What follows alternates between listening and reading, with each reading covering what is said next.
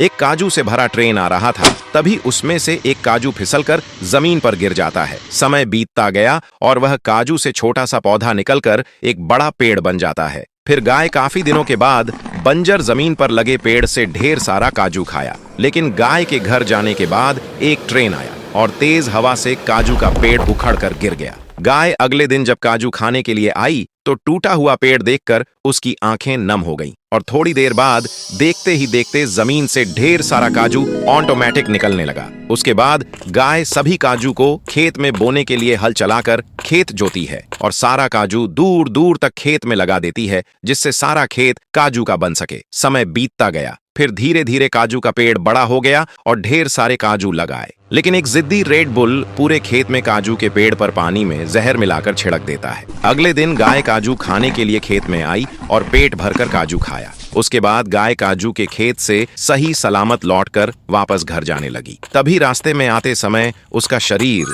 धीरे धीरे काजू का बन गया। इतना कुछ होने के बाद भी गाय को कुछ नहीं पता था कि उसके साथ क्या हुआ है। तभी रास्ते में एक रेड बुल काजू के लालच में उसका पीछा करते हुए उसे पकड़ने लगता है। वह भागते हुए जंगल में चली जाती है, लेकिन कुछ आदिवासी लोग उसे देखकर हैरान हो गए और आदिवासी लोग भी काजू के लालच में गाय को दौड़ा दौड़ा कर पकड़ने लगते हैं। उसके बाद गाय अपने जान बचाने के लिए भागते हुए एक गरीब गांव में चली जाती है। गाय डरते डरते आगे बढ़ती गई, लेकिन वे लोग पहली बार काजू की गाय को देखकर हैरान रह गए। लेकिन फिर भी गांव के लोग उसे अपने साथ रखते हैं, क्योंकि ये लोग बड़े दयालु होते हैं। उसके बाद गाय के रहने के लिए सभी लोग पैसा इकट्ठा करके अच्छा सा घर बनवाया। एक दिन गांव के लोग गाय को घुमाने के लिए शहर में लेकर जाते हैं। तभी अचानक बीच रोड पर ही गाय बिना रुके ढेर सारा काजू देना शुरू कर दिया। फिर गांव और शहर वालों के बीच बहस हो गई, क्योंकि दोनों पक्ष गाय को लेना चाहते थे। शहर के लोग कहते हैं कि यह गाय शहर में आकर काजू दिया है, इसलिए यह हमारी हुई।